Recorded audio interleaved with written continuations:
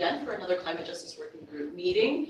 This is our second to last meeting until 2023. The goal is to go over, to continue sort of where we left off last week. But before we do that, I want to obviously make sure that we have a quorum. So just to get started, next slide, Emma.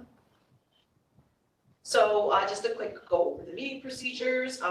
This is a regular meeting. This isn't a public hearing. It's not a forum. We're not going to be taking any testimony or answering any questions from the public. So if you have any questions or comments on the proceedings, you can feel free to send them to our Climate Justice Working Group address. That's climatejusticewg@dec.ny.gov.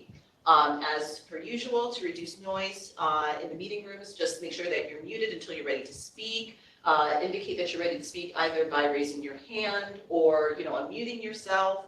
Before you speak, try to say your name for transcript purposes. It just helps us to know if we ever go back to the transcript and we're trying to find specific items. It just helps us with that.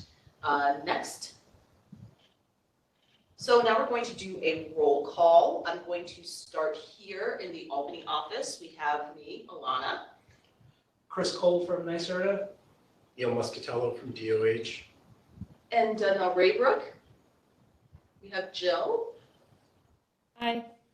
Hi, Jill. We have Abby in Avon. Hi, Abby. And in New York City, I can't see the board. Do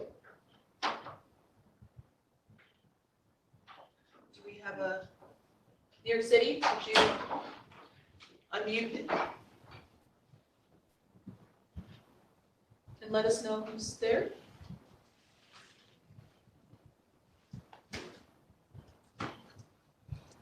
I just unmuted New York City. I hope they did test their audio and video before it was working.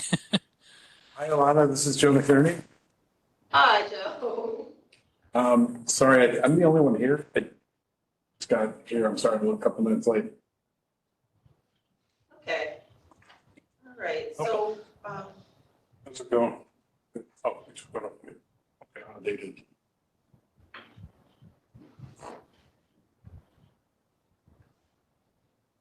so we don't have a quorum at this time, which means that we won't be able to vote on the minutes. But we'll continue on, and Sonal, I believe, is still going to be showing up. So once she gets there, we can carry on with our vote and our deliberations.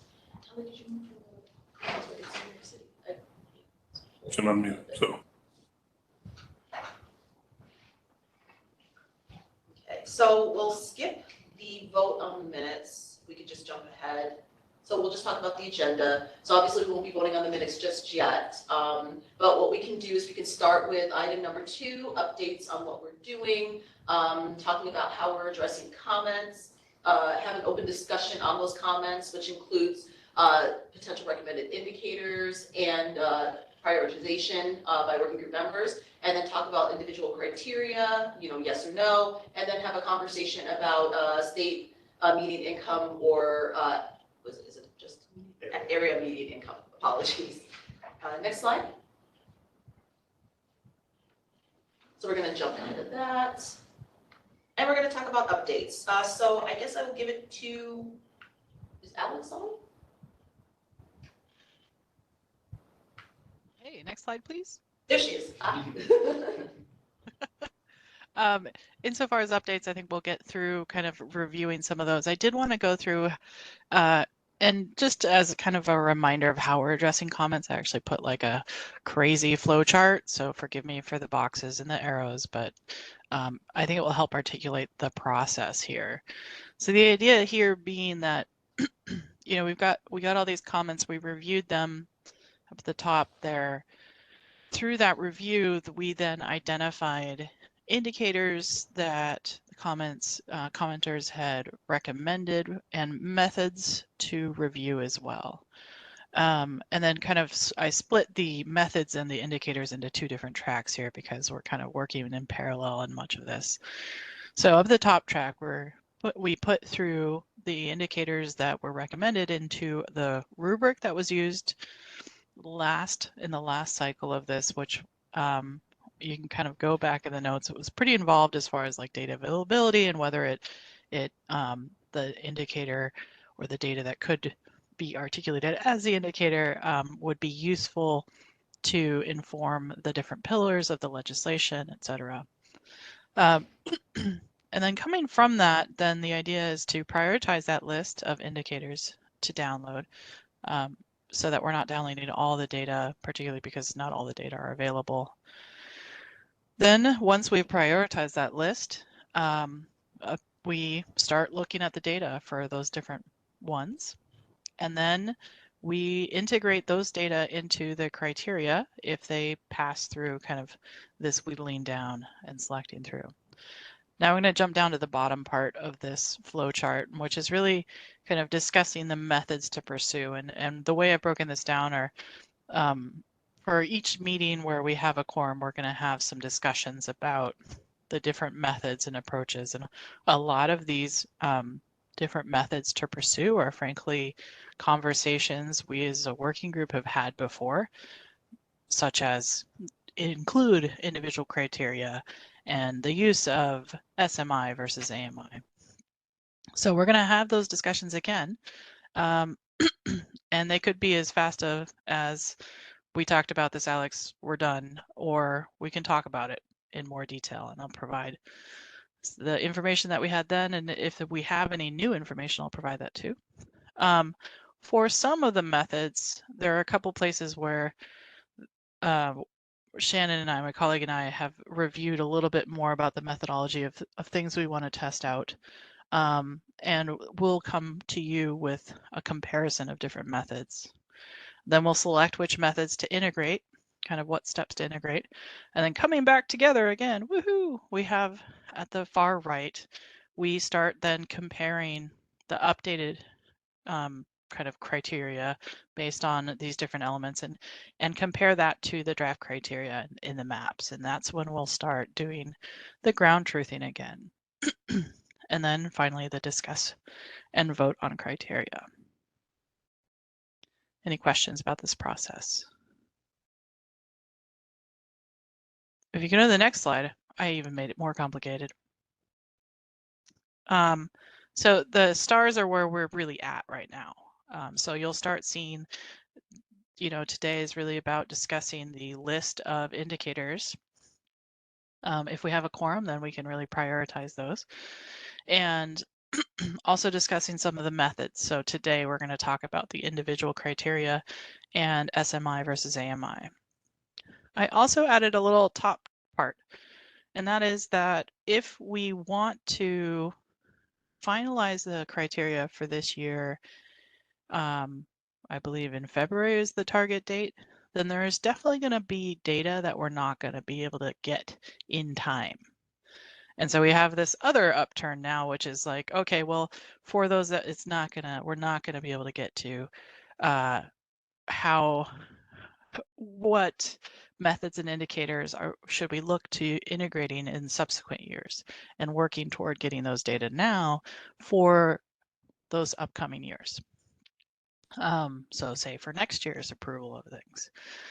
And through that process, really we'll identify those. We'll then identify when we could get the data from them and then discuss whether these are, critical to the criteria or not. So it's just another element of complexity here, which is if we had all the time in the world, this whole part wouldn't be there.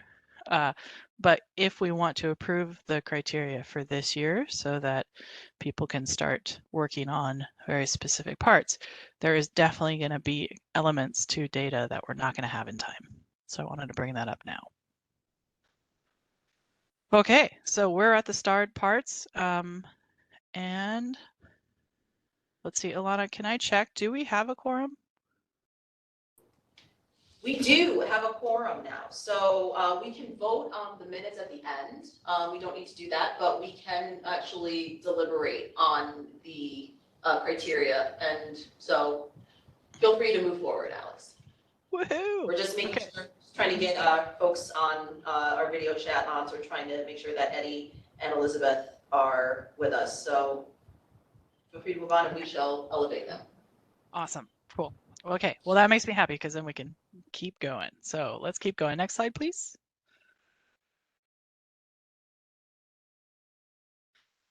Okay, and next slide after that.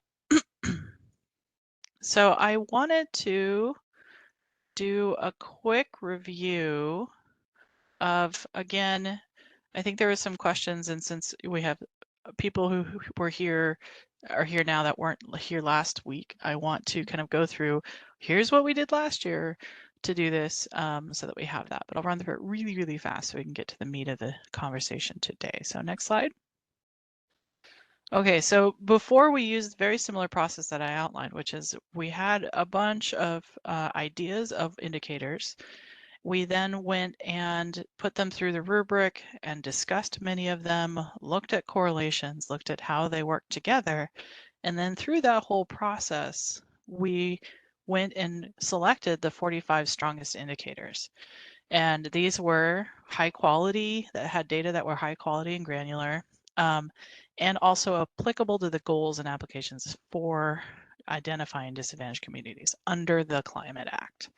So, you know, they addressed the pillars that were addressed or discussed in the legislation, et cetera.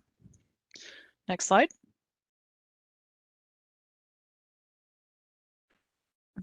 All of those 45 indicators fell into these two large factors: environmental burdens and climate change risks, and then population characteristics and health vulnerabilities.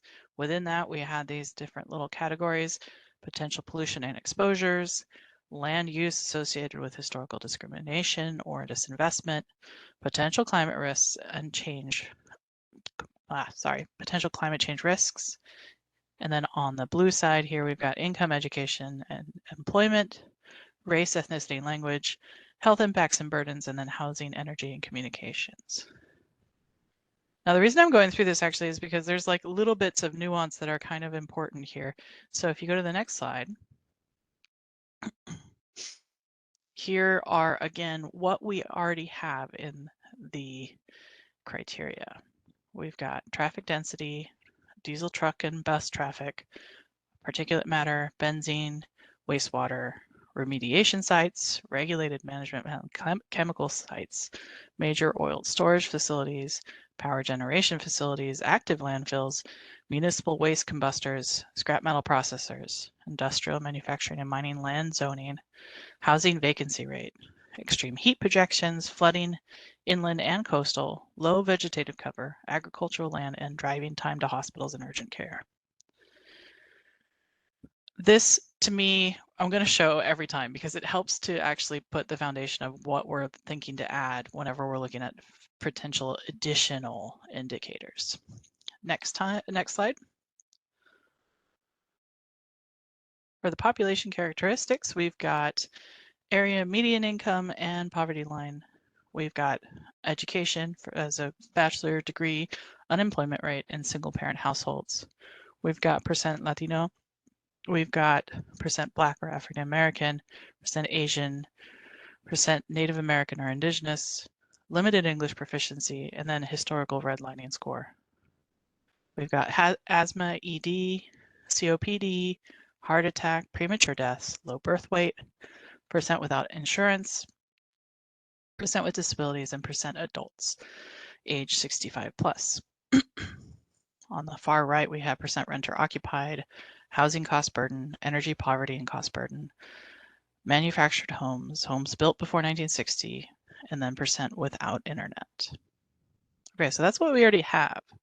Now let's look at, based on conversations we've had so far, a list that I think we should talk through as the list our team here whittled down from the 40, 50 odd recommended indicators from the comments down to a more digestible list.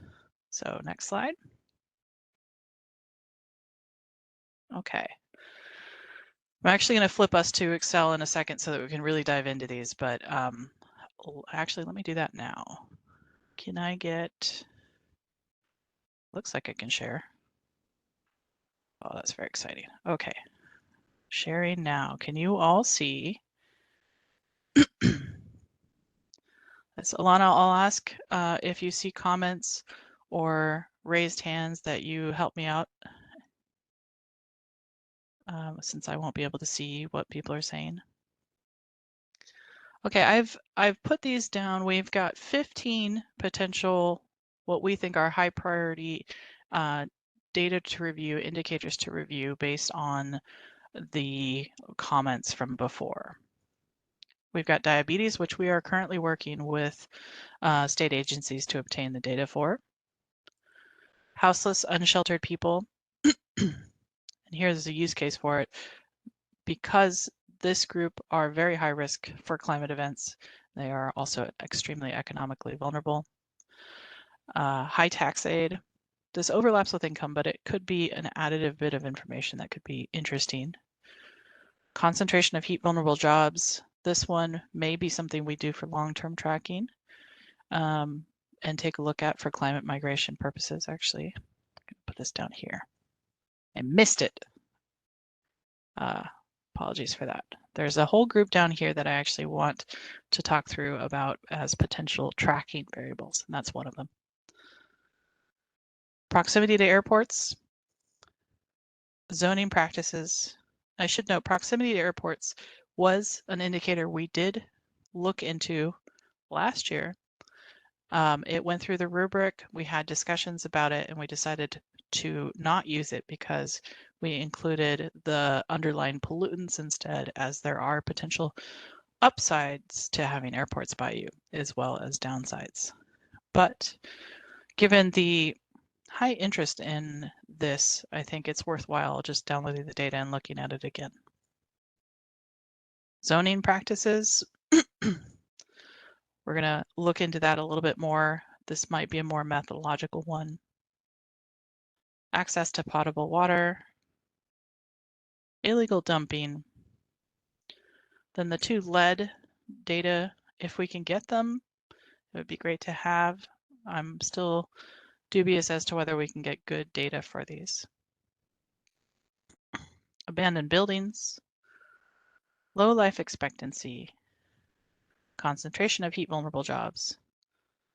And so now I'm going to go down to these right here, which I think are actually, frankly, indicators not necessarily to use in the criteria, but rather indicators or data that we should look at to track how disadvantaged community criteria are performing across time.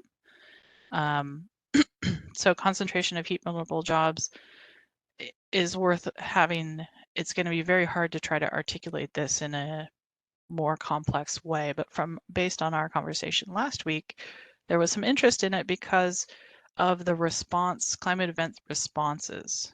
Heat vulnerable jobs could overlap with that, so it's worth monitoring. Cost of living, we have indicators for cost of living, or at least that overlap with cost of living already in the criteria, but with climate migration, this is something that's worth long-term tracking for.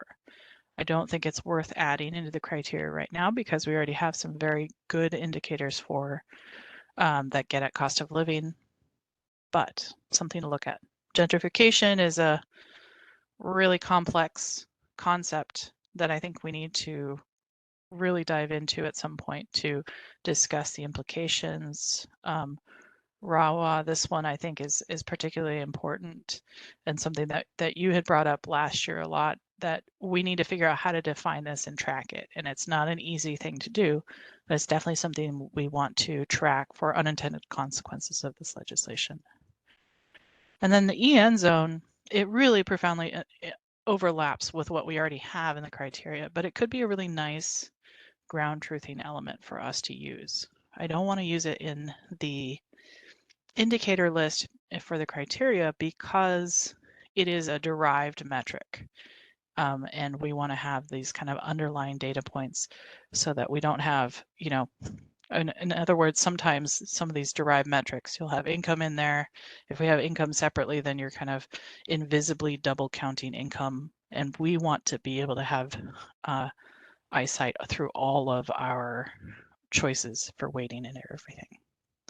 I'm going to pause there. I want to talk through every single one of those and see what you guys think. This is a much shorter list than last time. These are the ones that I would like us to prioritize, but if there's something missing or if you want to say that this shouldn't be in there, whatever, let's chat about it now.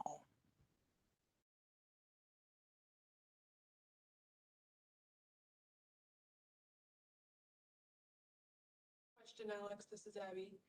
So Abby, it's hard to hear you. Can you speak up a little bit?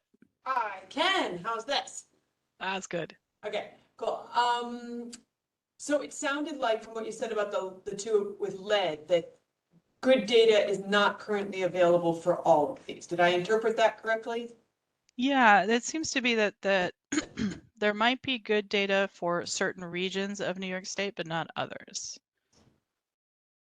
So if you were to just, I guess, highlight the ones that are practical for implementation in the short term, which are those?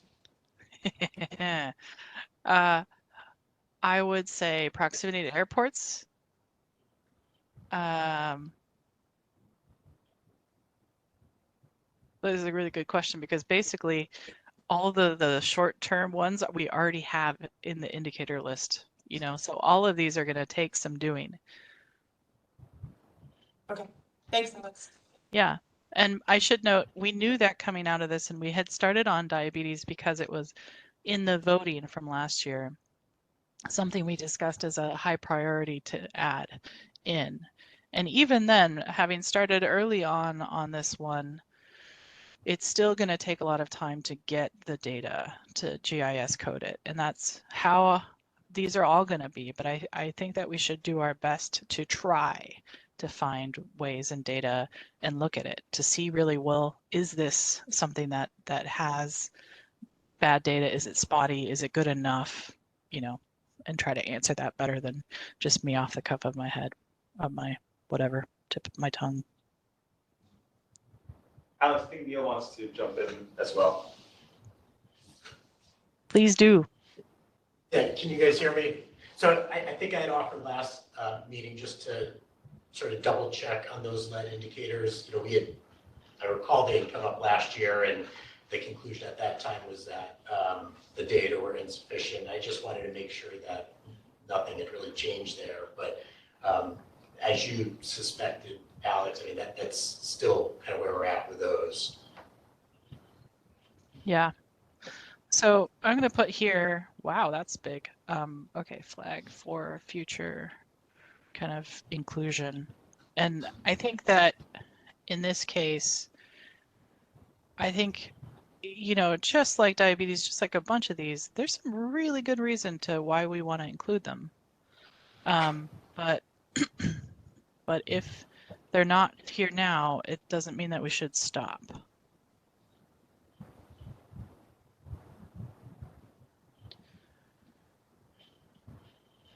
Thanks for checking on those, Neil. I appreciate that.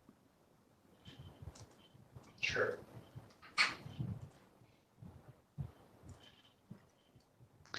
So I'm kind of pausing here uncomfortably in some ways because I do want to know if there are any of these that you think, well, we already have this. There's a lot of overlap here, and I'll just say that, right? We already have some overlapping here. But we also, these were the ones that had less overlap, but also might be harder to get. Is there something you think is missing that you've heard from your constituents or that you want us to look into?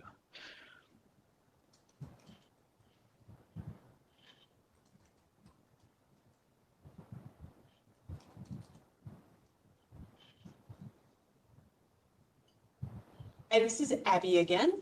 I noticed in the notes with abandoned buildings and low life expectancy, and I guess a couple of the others, it doesn't mention overlap. Is that because they overlap less? And those two just to me kind of jump out as particularly interesting. I would think there's overlap though, but yeah, just since it's not in the notes, curious why. Yeah, it is good. So low life expectancy, we have premature death. So it does overlap there. I don't know how I copied these in such an interesting font here, but it overlaps with premature death, but not by a lot. And part of the reason I kept this in was because I felt like there was something interesting here, particularly with recent, just recent data and findings that low life expectancy is, you know, the United States life expectancy in the United States is going down, and so this was something that struck my fancy as something potentially to look into. In abandoned buildings, we don't really have anything here that overlaps with it. And I thought it was an interesting idea. I don't know what data agencies have that might track it. I don't think Census has anything that we could use and pull easily. So it's not an easy one, but it might be interesting. So follow-up question then. Would abandoned buildings tell us anything about gentrification? Yeah, or the kind of abandoned buildings that then get torn down and built up again could tell us something about gentrification. I like that idea. City of Rochester has pretty good data on it, I think. But I bet who else does. Yeah, and that might be one of those things where and we've tried to avoid, you know, trying to collate city data because, you know, then it's going to be very limited, but it could be something where gentrification in particular is something we know we want to learn how to measure, and frankly, when I have seen people try to tackle it, I haven't seen it tackled in a way that really captures what it's like living in a kind of an area that is being gentrified.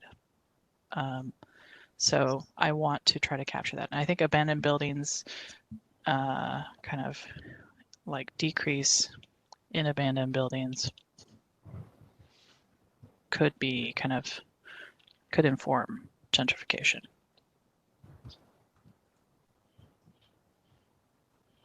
So the city of Rochester has good data? I believe so. Okay. Alex, this is Sonal.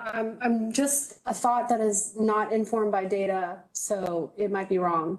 Well, I guess two things. One is, I think in terms of gentrification, also the like individual household income characteristic that we folded on top of the geographic definition is in part.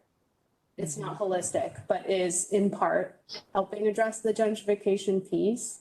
So I think that's important for us to also factor in. And then secondly, could it be the new buildings percentage is something that helps us get at gentrification versus, well, I don't know. I mean, I don't know, think it's mutually exclusive from abandoned buildings, but at least for New York City, that's a pretty good indicator of, you know, gentrifying neighborhoods is how many new buildings are going up.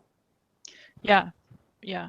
The other thoughts, I think that is a good one. I think the other one is increased kind of rent and then housing value increase. And I think in some ways, some of the disproportionate household income to current housing cost. I live in a kind of disadvantaged region of Oregon, and it is gentrifying, and you can see it all around. The abandoned buildings actually are many more now because some people can't live in this area, but then also people are buying those up and building new infill lots in there with smaller homes. So it's an interesting time to be living here. And you see this very much. So all of those I think are part of it. And again, for gentrification, as you can see, it's like its own little thing, right? It's like we have disadvantaged communities definition. Gentrification, I think, is going to be another kind of defining thing where we take different bits of information and create a definition that we can track over time and then see how they both interplay. And I do not think that we should include gentrification into the DAC. I think that that would probably do a disservice to how we measure gentrification. And the whole point is actually for us to be able to see the unintended consequences. If you put money into a disadvantaged community, are you increasing gentrification? Hey, Alex, it's Chris Cole from NYSERDA. So I guess you kind of touched on what I was going to say a little bit, but just thinking about gentrification as an example, in some cases, like the issue we're trying to, address might be happening at a greater pace than kind of the data, is available. So it's like there's a data lag on a lot of these indicators. And so, I guess that's another kind of lens that I'm trying to think through, as we're looking at the data we have and the indicators that we're considering now, what is the right, kind of like what's the right kind of age of data, or how old, how long can we go back, I guess is one of the things I'm thinking. I don't know if there's a good answer, but maybe that's something we need to think about. Yeah, I'll put a note to look for that, because it is something we actually discussed last time as far as, and it is part of the rubric to try to identify the optimal data, age, I guess, vintage, because some data we want to have enough good data for, and sometimes it's okay to have older data as long as it's really good data. Whereas there are other elements here that are changing faster. And so one of the things I think we could do as a team is to go look at both the current criteria indicator data, find the kind of vintage of it, and then also with working with agencies to kind of really identify how old is too old for those different indicators in the data we have. And I can bring that to everyone, because I think it is particularly looking forward as we go through this. I've already had to make some decisions for, there's new kind of GIS recoding being done by agency staff. And so we're going to update that in order to include diabetes in here. And in addition to that, then also we're going to update some of the indicators we already have with that new GIS kind of coding and definition. And that is also that we're not getting bad old data. So good thing to point out. And what I can do, I think, in the new year is work with a team to get those data for you.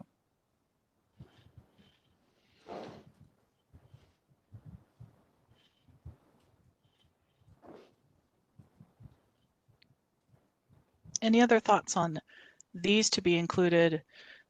These indicators being the ones that we feel are the indicators with the least amount of overlap, still some, but worthwhile taking a quick review of, so that we can, see what we can work with and see whether it's worth including into the criteria or adding into the criteria. Hey, Alex. Mm-hmm. Sorry, I had my hand, Bob. Sorry, and apologies for joining so late. So I think I know what the charge is. Just a word about gentrification. If I heard and understood Sonal correctly, I think I agree. Like, I think what gives me pause about including gentrification, if the idea is, if the idea is, if we can measure gentrification, that the inclusion of those communities as DACs feels counterintuitive to me, right? Like the whole point of is your community at a disadvantage, when higher incomes are coming in? That's not the disadvantage, or to the lower income people in that community that the gentry is moving in and increasing property values and by extension displacement pressures, right? So I think if that's what people are suggesting, I think what Sonal said is spot on. I think it's where we were struggling last spring, right? Which is to include, individual households or not. That I thought was our way to get at the victims of gentrification in a community that might not be a DAC, which means that we'll be able to direct resources to that individual household, but we're not rewarding that entire community, with an increased funding or a specialized funding. It just seems counterintuitive. As for the rest of this stuff, I think that my feeling is if there's overlaps, I think for me the big question is, does this slow us down? If there's a lot of overlap, and if the overlap means that digging into these indicators slows us down another month or two, we have to be really, cautious of that. If you guys think that this won't slow us down, then it's hard for me to have an argument to not include. But I think gentrification, I think we already have it covered. And I have no idea what the EN zone is. It's the same thing as last time. But anyway, thanks. Yeah, the EN zone is a way of measuring poverty and income, and it includes multiple things. So I will say this, in this table, we have this potential use in criteria, and I have these 4, gentrification being one of those 4, that I don't think we should include in criteria. But I do think that we should start now to try to get at these and define them a little bit so that we can track the long-term effects of the DAC criteria in general. So gentrification, you're right, the individual criteria was one of the ways that we got around that.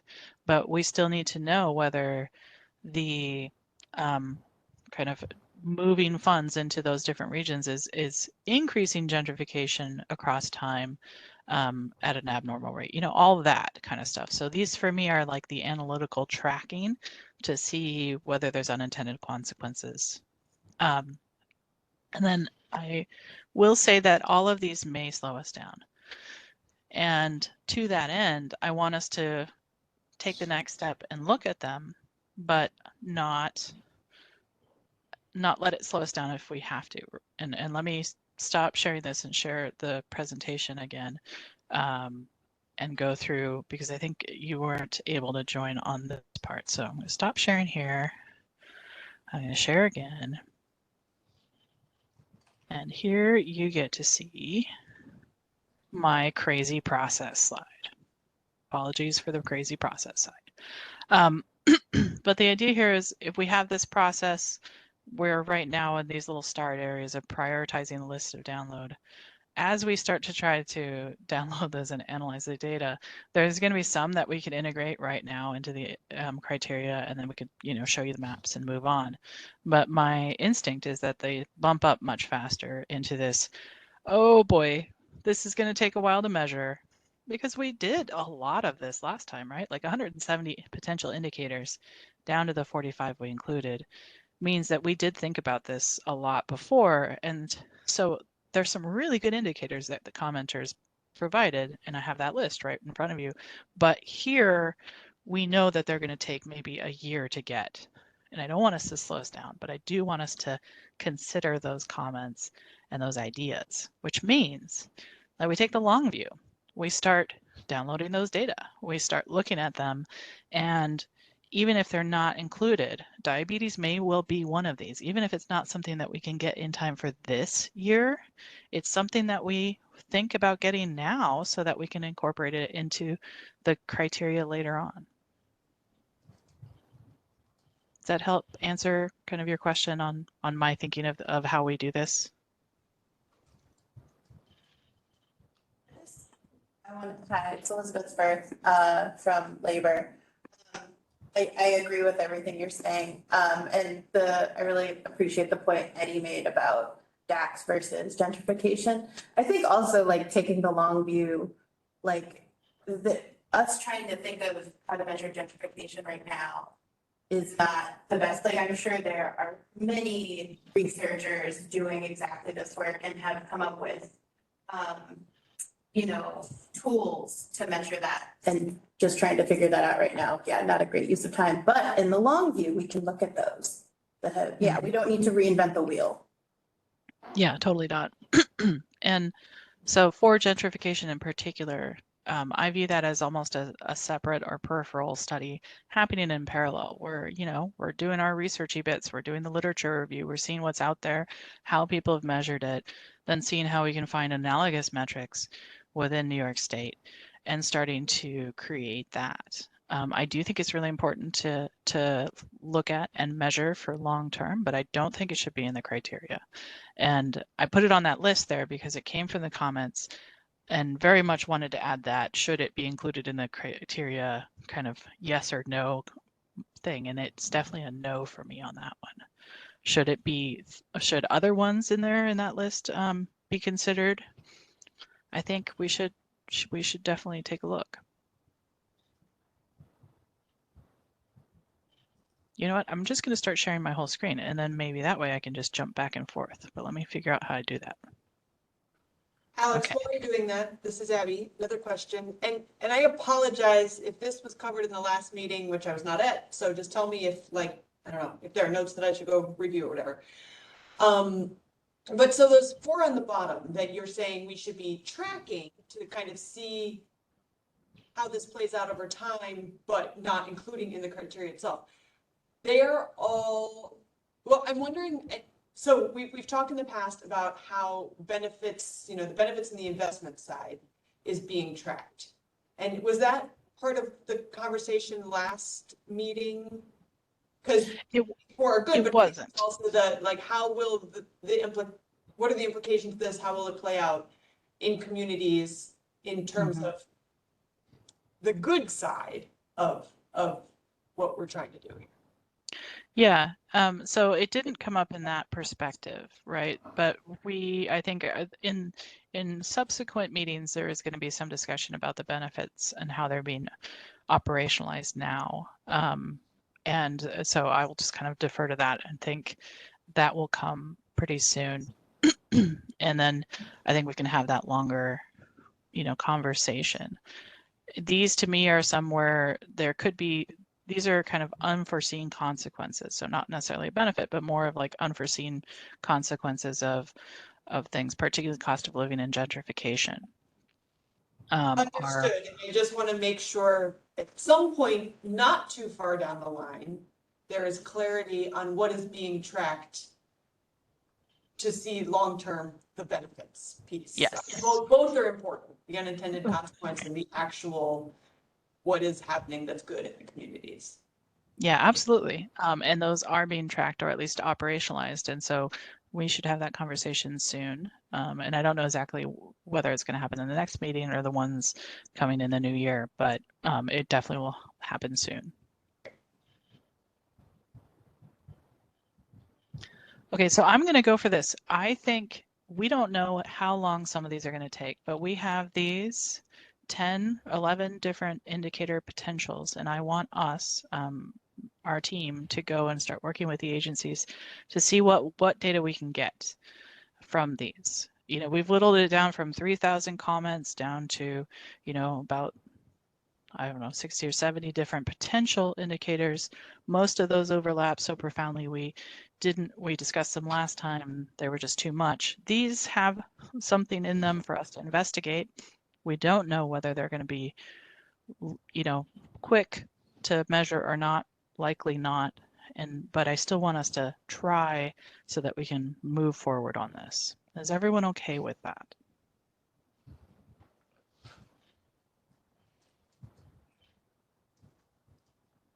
This is not an official vote, but I do want to hear like a, yeah, sure, go for it, Alex. You crazy person. I'll just second what Eddie said about, like, sure, so long as it doesn't delay us. Yeah. Yeah. Okay.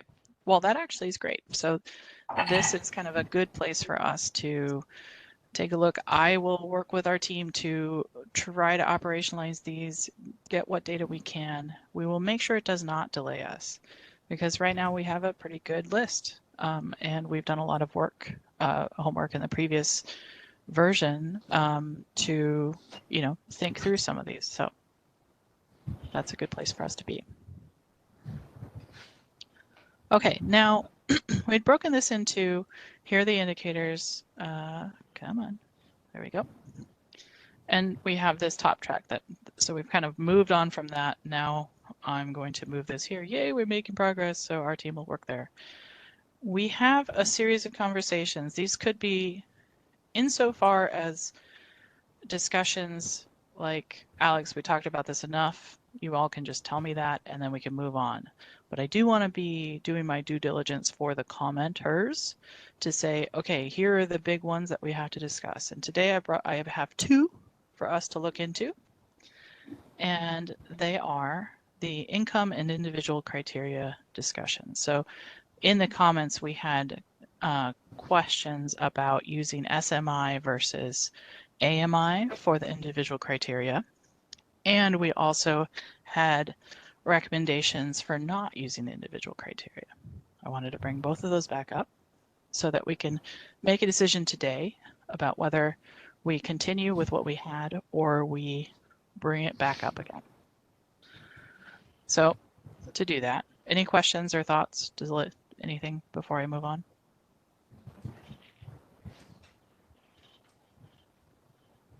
Okay. I do want to give a little background of what we already have.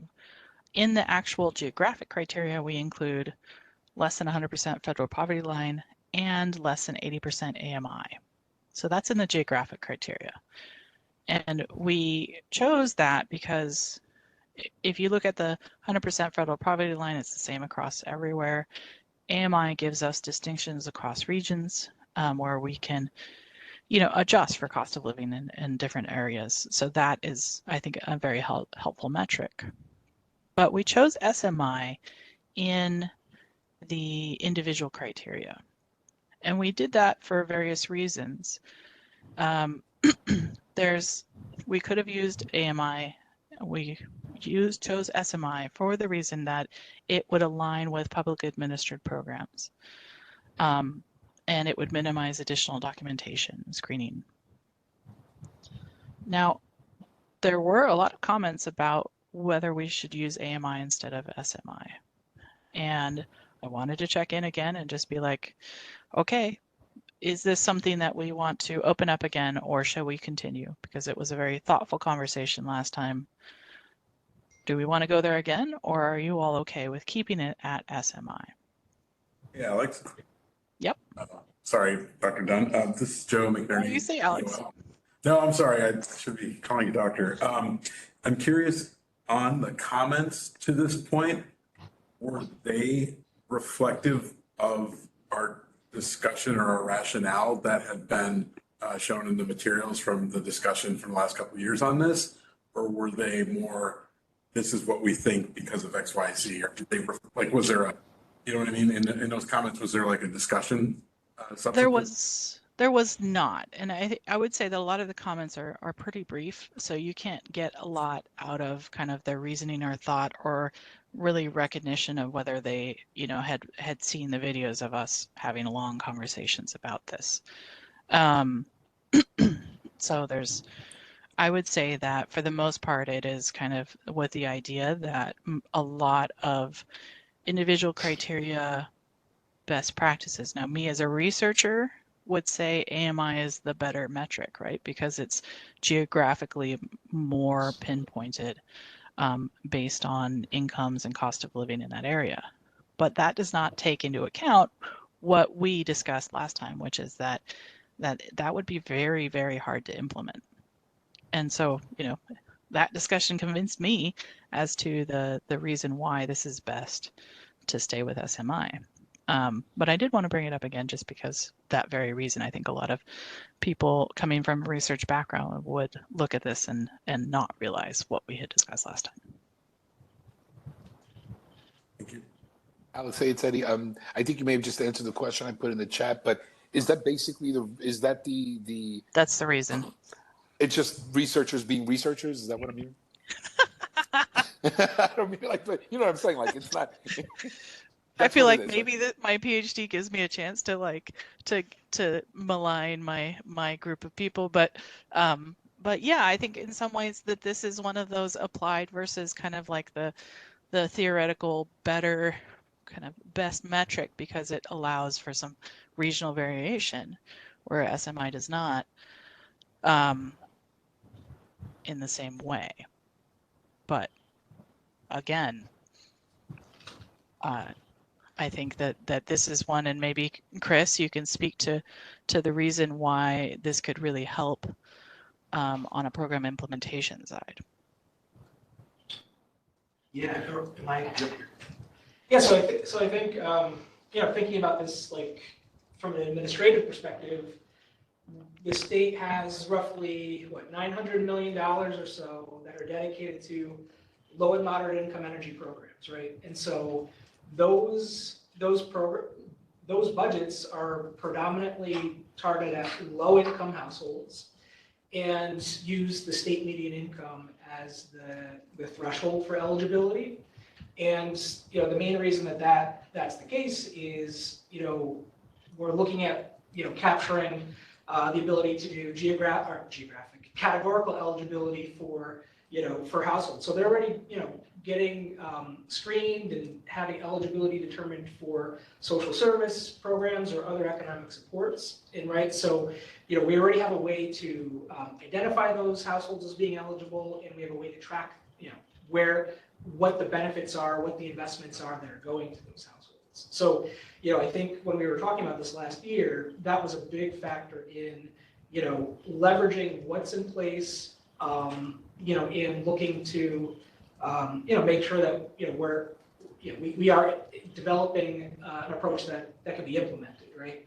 I think the other thing kind of related to the AMI piece is we really don't have, speaking statewide, a way to efficiently determine eligibility based on AMI for programs, and that's just, kind of a gap that we have, and it's likely costly and time consuming. So the more that we can leverage what's in place, the better. Maybe a couple of thoughts. So like from a practical perspective, if you look at SMI versus AMI, I think for maybe most or half of the counties, at least in the state, are going to have AMIs that are actually lower than the state median income. So, I think, do we have this? Okay. Is that what this slide is, Alex? No, this is actually different, but I did want to show. Yeah, so it gives you the green bars. Will show you what. Yeah, so that's the actual kind of additional households that are included if we add the 60% SMI on top of the geographic criteria.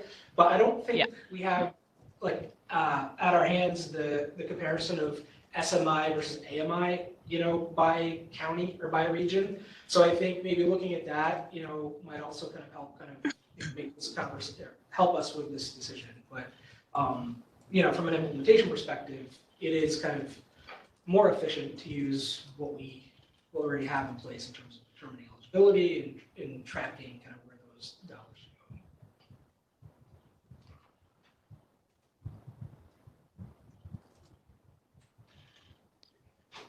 Yeah, I feel like, one of the, we had done and looked through some of those different components as far as looking at 60% AMI and then 60% SMI. And, honestly, with the SMI, we just use the 200% federal poverty line as a proxy because it's very, very close to that. And what information it gave us, I'm not sure we could do. I think if I'm trying to remember correctly, last year, the comparison was a little hard to do what you're suggesting, Chris, which is compare the AMI and the SMI as far as like the households by region. I think that the larger question is even including AMI or looking at that implementable for programs, or would that be such a sea change that it's something that long term we could look into, but right now doesn't seem feasible? Is that a correct assessment? So yeah, from my view, it's even over the long term, getting to a place where, so maybe taking another step back. So the funds that are being administered towards income eligible households now are, a combination of federal, programs and funds, state ratepayer funds. And so, we're potentially talking about, having to look at kind of like the procedures and protocols tied to various funding streams to try to change the way that those are administered. And in some cases, program guidelines don't allow for that. So funding guidelines don't allow for that. So, I don't know that there's a clear path to, switch the eligibility criteria from SMI to AMI. I mean, there's a number of other, policy and, procedural considerations that are at play here, probably beyond, because we're talking about human service, social service programs and those sorts of programs that we're leveraging to deliver energy efficiency programs. So I'd say it's, the state median income is probably as far as I can tell, the best approach to making sure we're actually reaching these households in an efficient way. Okay. And to the rest of the Climate Justice Working Group members, is there a reason for us to try to pursue looking into AMI versus this based on what we've talked about today and then also last year? And I should say, if not, then we're going to move on from this methodological comment.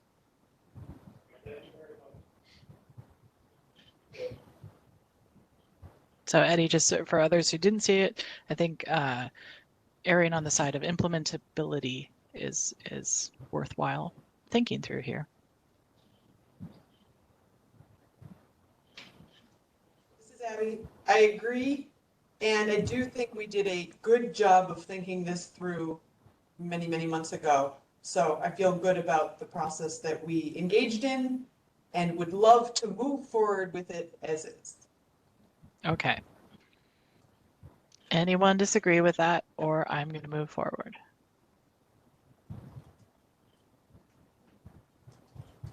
Okay. Guess what, guys? We're going to also talk about the fact that we're going to even have an individual criteria in the first place. I think this probably will be a fast conversation, but there were comments, both some saying that you should absolutely have this in there, clearly agreeing with the decisions made last year, versus no, you should just have geographic DACs. I didn't prepare a lot of slides on this. We have talked about this a lot, but I did want to talk through any thoughts we had. So already in this conversation, we mentioned how individual criteria help us to still meet the needs of those in regions that are gentrifying. This also, individual criteria also helps to provide a larger coverage for the more rural areas where they are less covered. But it does increase the overall coverage of who would be considered within the disadvantaged community definition. Hey, Alex, can you share for us what the I think I can guess one or two of the reasons, but can you share with us your sense of what the rationale was for those who said we should not include individual households? Yeah, and I'm gonna be loosely paraphrasing here because we didn't get a lot again with the comments as far as a lot of reasoning, but it was mostly in the disadvantaged community, the idea of community and geographic being the larger kind of perspective that should be held. So there wasn't kind of like pushback where folks were saying, lower that the individual households are either already taken care of and therefore not needed here. I'm just trying, is it really just a question of if you guys add individual households, you're basically taking some resources away from the more generic DAC category? That is the largest gist of it, is more of kind of, it's adding more to the, the load. So it's just fewer people, it diffuses the money that will go into certain areas. Thanks, and I won't follow up. And was there any kind of urban versus rural stuff as well? And if so, did that rationale carry any weight or substance? I seem to remember hearing some comments a few months ago along those lines, but you know that was a couple of months and eons in email timeline ago. Well, you know, it didn't really come through in the comments, but I would say on the flip side of the comments, there were a lot of commenters that were trying to recommend methodological changes to the geographic definition to provide a larger rural kind of grouping, right? To expand disadvantaged communities in rural areas. And one of the ways, because we showed you in the maps last year so strongly, is like no matter what we did, we couldn't really do that. It was just the data weren't going to work the way that we needed it to do. But the moment you added an individual household criteria into it, then you would increase dramatically. And you can see this in this graph right here, the proportion of households that would be covered in this criteria. On the flip side, Eddie, I did not hear, at least in the comments or see in the comments, swaths of people saying that this is going to limit coverage in urban areas.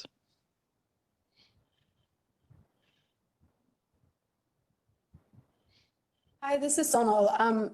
Just weighing in on this question with pretty much what I said before, which is I think that individual criteria is really good for that, you know, gentrifying communities piece. And noting that Abby had brought this consideration to us a long time ago, like early on in our conversations around what do we do with areas that aren't geographically being captured. And so I just will put into the public comment, I continue to think having the income individual criteria, whatever we decide exactly it would be, is still a very good idea. Thanks, Sonal. I appreciate that. Just like the SMI versus AMI conversation, I know that we spent many meetings discussing and kind of reviewing and kind of going through different options for this. And I don't want to open that up again unless people feel very strongly that we should. And so this is why these conversations right now are just meant to be like, okay, do we want to go there or not? My sense of this virtual room, many rooms here, is that you do not, that you do want to continue with having individual household income as part of the criteria. Does anyone disagree with that or wants us to open it up and consider not having individual households?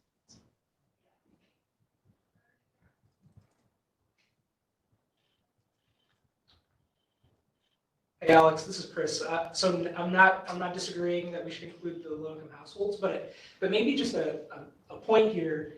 You know, a lot of the comments and kind of like what we're deliberating, there's some like hypothetical kind of, you know, assumptions that, you know, we're kind of implying. And so, you know, I think what's really important that we also remember is, you know, this working group is going to be looking at the criteria on an annual basis. Like, I feel like we need to get some data. We need to start seeing kind of like what is this, like, you know, this criteria as it's composed, or, you know, as it will be composed when we finalize it.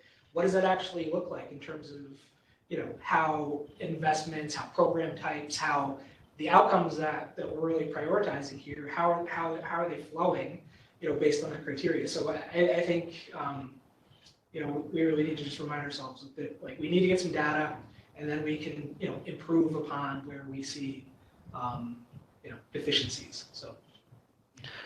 Yeah, I really like that, because I think if we start thinking about this as a comment kind of approach, generally speaking, bear with me here. If we take this and I kind of move this up and say, like, this is actually something that we should operationalize and really continue to do through time, then there's this other element in here, which is to create these different metrics and review kind of data across time. That includes, you know, how this is currently working, how much is being funded and where are the funds going, and really evaluating that to see whether the current definition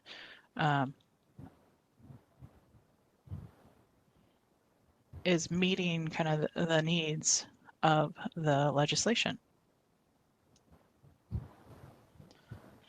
And so I've been trying to do, I think, due diligence to the commenters, because there have been some really amazing comments in there. But I also want to take, which I think I'm kind of feeling from you all, is be like, dude, we discussed this. Why are you bringing it up again? And the point of that for me is that I think it's just really important for us to keep, my job as I view it is to be the voice of the commenters. So I think we need to do that, but also take the long view, just like this idea that we have to think about methods or indicators to indicate that we don't have data for now, but that we should look into. That this green bar now is also something that's really important for us. Alex, Eddie has a hand raised. Oh, go for it, Eddie. I can't see you. Hey, hi, quick question. Did I thought I heard you mention earlier that there was some split in the comments on this particular question. Do you have a sense of like was there a clear consensus, or was it pretty evenly split? Was it a lot of I'm just trying to get a sense of from as the voice of the commenters. What are you seeing, Alex? As the voice of the commenters, I can feel like it's hard to gauge. And part of that is that one person with one really, really good idea is having as much weight as, like, you know, thousands of people with the same idea. There were so many like form letters that were sent, and those, you know, have weight, right? Because a lot of people signed it and really agreed with it. But I did not get a sense that this was more than some people really disagree. So it felt like, you know, just the conversations we've had, and you know, if you weren't immersed in this and didn't have the long meetings of discussing why we included it in the first place, off the surface of it, probably wouldn't want having individual households in there. And so that's where I think that comment came from.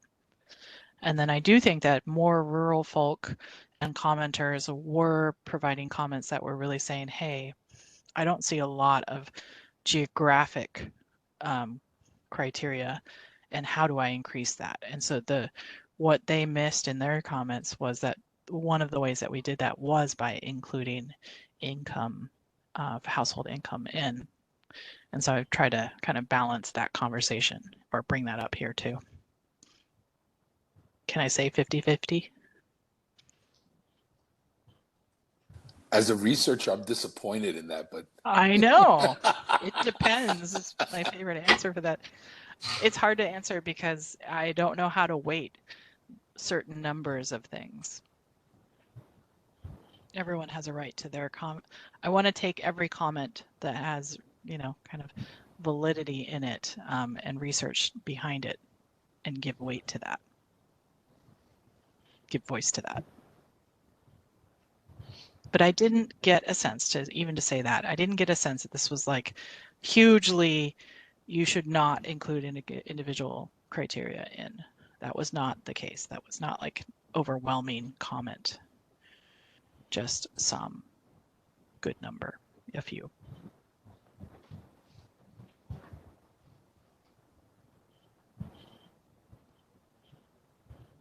So I'm going to put a proposal out there, and you guys can tell me if this is a really bad idea or not. But right now, for February, we should continue with SMI.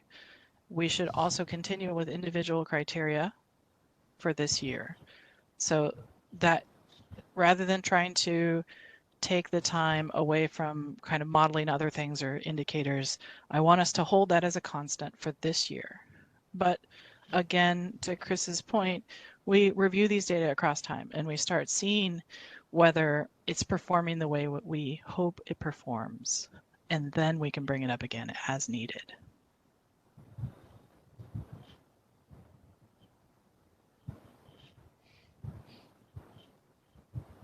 Okay, so next time we come together, I won't be here, but I we'll kind of operationalize this a little bit because I want us to put forward a process in addition to looking at the criteria, adding in some indicators or looking at those. We'll also have some other discussions about methods in coming meetings. But I do want also to put forth kind of this process of what we're going to look for and how we're going to evaluate things, because I think we need to try to answer that so that we can make some decisions now. At least that's my sense right now.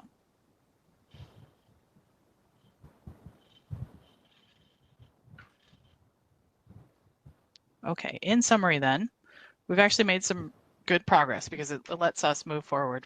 Our team is going to take 10 of the indicators we had discussed and reviewed early and start to look at what data we have in there.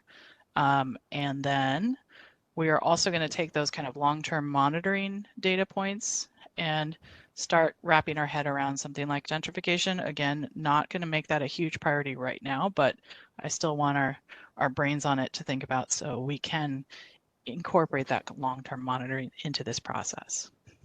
We're going to hold forth with SMI as the individual criteria threshold, and we are going to continue with the idea and the concept of using individual criteria for the vote eventually, or for this year's work. Yes? Someone say yes. Yes. Or no. Absolument. Perfecto. Okay. Well, that is enough for me to get going and get our team kind of focused on where I think we need to get focused on next. And this was very helpful.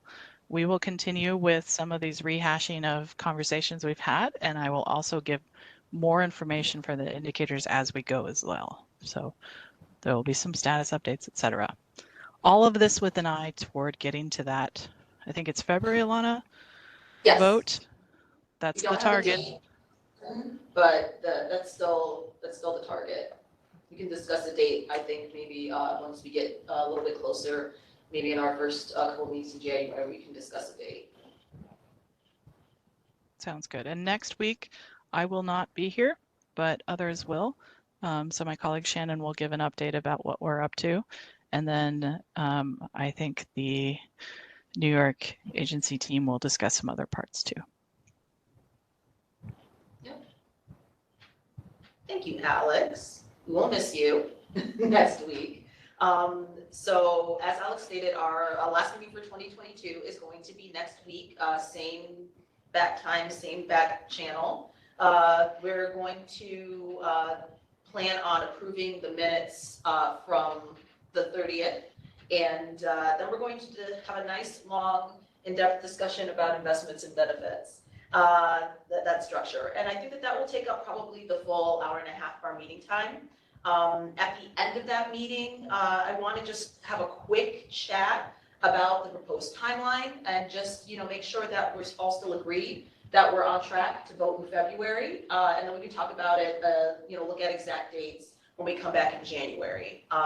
Just as a quick note, I sent out a survey for 2023 meetings, just very simple, best time of the day, best day of the week, and then we can work on exact times from there, making note that we're going to be extending the meeting time to 2 hours moving forward so we can try to meet this goal. So please complete that survey by close of business on December 16th, and make sure you send me any absolutely no or blackout dates from January through February. And once I have all that information, we can start scheduling meetings, reserving locations, etc. I know that if folks have difficulty getting to some of the locations we've reserved, if you have any suggestions of other areas that are publicly accessible, have adequate parking, walkable, have a fair amount of room for people to sit down and observe the proceedings, please let me know, and we can talk about adding those as potential areas for us to also have meetings. But before we close things out today, now that we have a physical quorum, I would like to quickly vote on the minutes from March 16th. I noticed last time that I had at least a set of minutes, and we actually might have voted on these already. I don't remember doing it. So we could just have a vote on our minutes from March 16th. Then I can make sure that those get uploaded to the website and we can close things out for the day.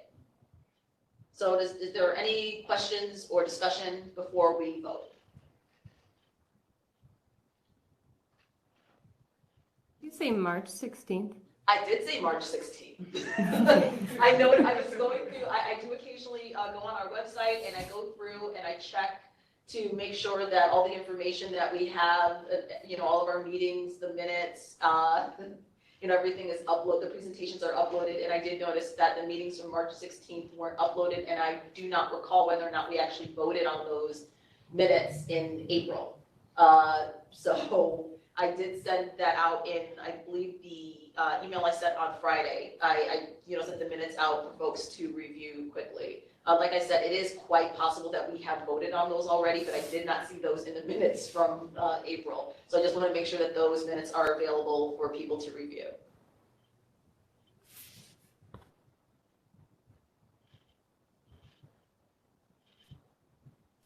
Anybody else?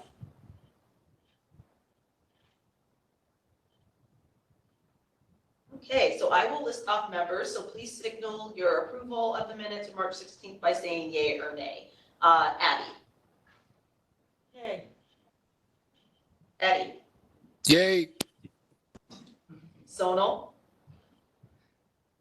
Yay. Rawa is not here. Jill. Yay. Chris.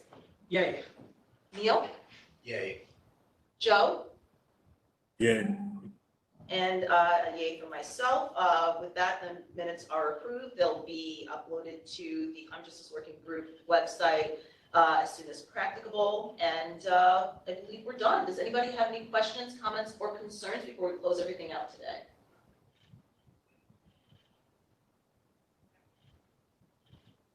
Okay, well, thank you everyone for joining us again. Look forward to our next meeting. As always, if anything pops up between now and our next meeting, please feel free to email me. You could call me, text. I don't mind. All right. Thank you again. Have a nice day. Thanks, Thank you. everyone. Bye-bye. Everyone.